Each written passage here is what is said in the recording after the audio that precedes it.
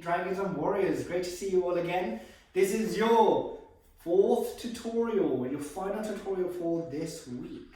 And what's so crucial about it is we're going to now adapt this into combat. So the fourth tutorial, last week we did the Kun Tao. We did four, there's many Kun Taos, but I showed you four Kun Tao punching drills. The straight punches, the 2 up, 1 down, the 2 down, 1 up, the 2, 2, 2, 2, yeah? We're now going to apply this into combat. How cool is this? So let's work on the straight punch. Remember, Sunan Tao Chang Kyu BG, all of you need to practice this. This is crucial for your training. So let's pick one technique, the 4 straight punches, yeah? So we're going to work on someone throwing a straight punch with a Pak Sao. So if someone steps in, bam, with their right hand, you on your side should be stepping in and blocking with your left hand, stepping in with your right leg. Okay?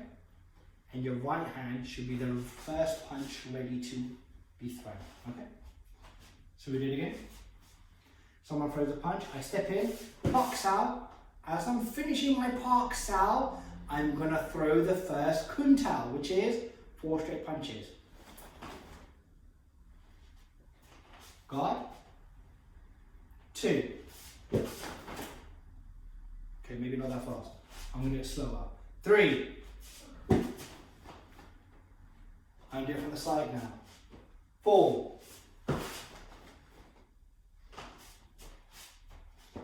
5. Sorry, my step is so like I'm dragging the floor so much. I'm actually moving the carpet. Sorry about that. That is called routine. All right, so let me just pick this carpet up a little bit. Okay, so the first drill was Pak Sao, 2, 3, 4. Okay, the first Kun Tao. How would it look if I had a training bag, a bob, a training partner? Now, if you're doing this drill, it might be hard to do it with a partner. If you do it with a partner, don't hit them. So let's just say Bob was real, like my sibling or parent, and they throw a right straight punch. Their right hand comes at me, their right hand. And their right hand comes straight for me. I block it with a Pak Sao. I step in. If this person's a live partner, do not punch near them, because you may accidentally hit them and then you'll be in trouble, and I am telling you not to do that, okay? I'm telling you to punch away from them. So they throw a punch, block it, step, not too close. 1, 2, 3, 4. Keep your distance. If you have a bob, you're very lucky. You have a punch bag, you're very lucky. You have a standing punch bag, that's very lucky.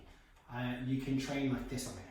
So, I step in Pak Sao, 1, 2, 3, 4, and then I come back. Okay? If I don't have any equipment, guess what? Train it in the air. Okay? So that's the first technique. The next one was the 2 high, 1 low.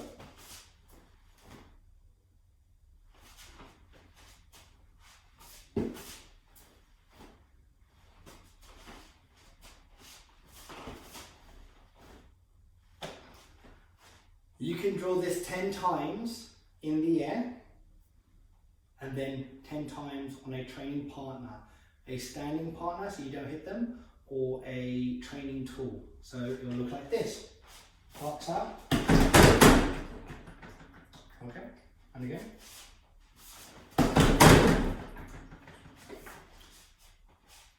We have punch Kun Tao number 3. Pak Sao. But this time, why we were doing punch low? Sometimes when people punch, their arms are very high, like this. So when Bob tries to block my hand, sometimes it doesn't go down. So he can't really punch over, so he will punch under and hit me in the ribs first. 1, 2, and then hit me in the face. In self-defense. So if I have my guard, it looks like this. Pak Sao, 1, 2, 3. From the side, Pak Sao, 1, 2, 3. Other side, Pak Sao, against a training ball.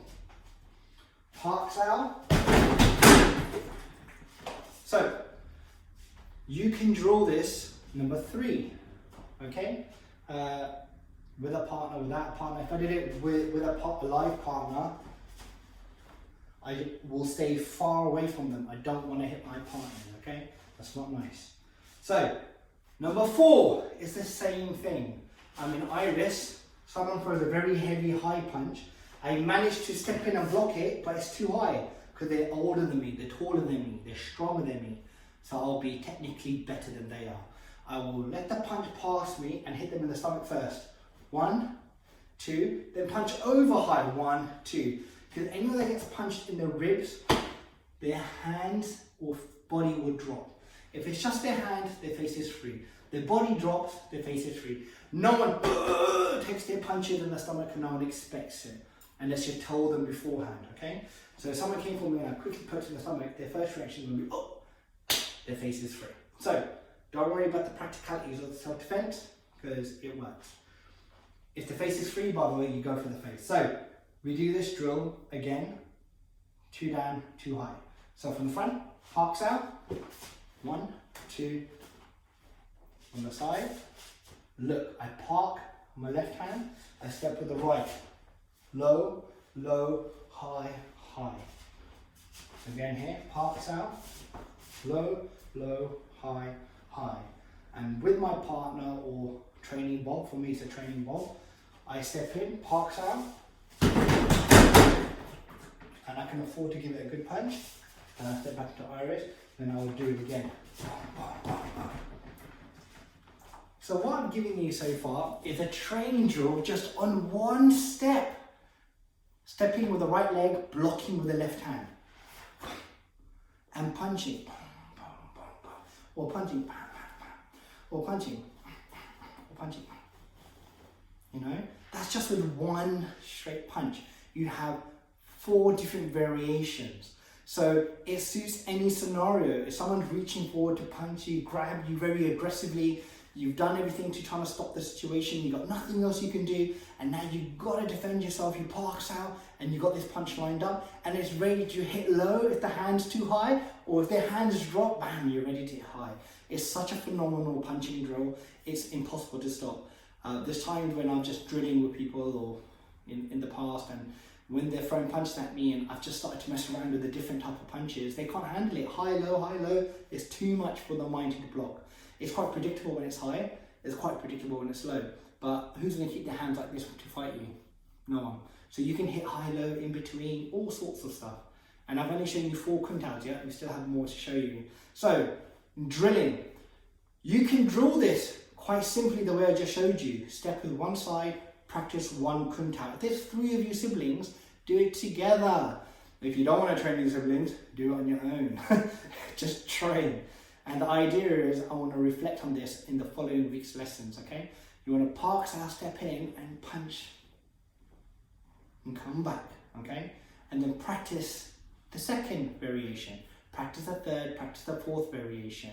And when you're comfortable doing it in the air, going, I think I've got my variations down, then do it against the training equipment, or do it against a pillow, or do it against a training partner, but don't hit them. And this is the fun bit now. On the spot, have someone say a number, 1, 2, 3, 4, and they have to say it before you get punched. They'll say 4. As soon as you step in, block, you have to do the 4 variation. The 4. If they turn and say 2, you have to do the second variation. Sorry, the second variation is this. Yeah? Or they might say 1. Stick to the first variation. You know, have fun. Make a mistake.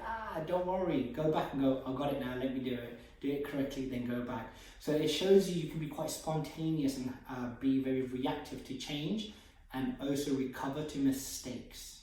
Because in life, mistakes happen. As long as you recover and you aim to make it right, is a great thing to do.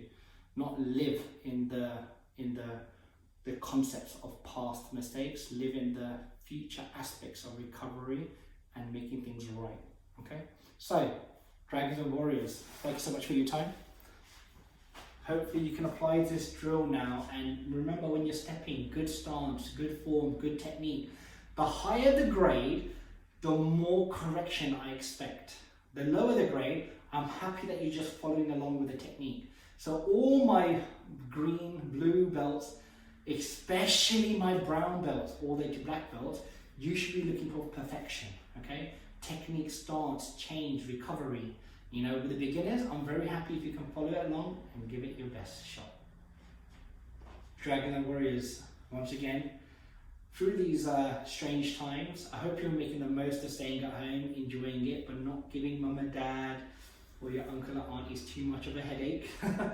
Please make the most of these training videos. I know we're bombarding so many videos to you, giving you so much information, and even getting the parents to see what you're training, to see how hard you all work. But please train. Even if you do go through the homework sheet that we gave you and you're just ticking the boxes off, remember when I said do your form 10 times, for the juniors, it can mean just one section, just working on this section, for example, 10 times and doing it well. For BUG students, you might not want to do the whole BUG form. You might just want to work on this part of your form, you know, then just work on this part of your form 10 times. Maybe the next day you can do another section. Maybe the next day you can do the whole form, you know. When you work through your homework sheets, it's a way to make sure that you're getting your practice in, okay? And if you want to drill the videos that you're doing, please drill them. Because when it comes to your next lesson, I'm expecting you all to know what to do. Once again, thank you so much for your time. I hope you're all keeping well. I can't wait to see you all again. 1, 2, and 3. Bless my students. Hope you're all keeping well. Take care.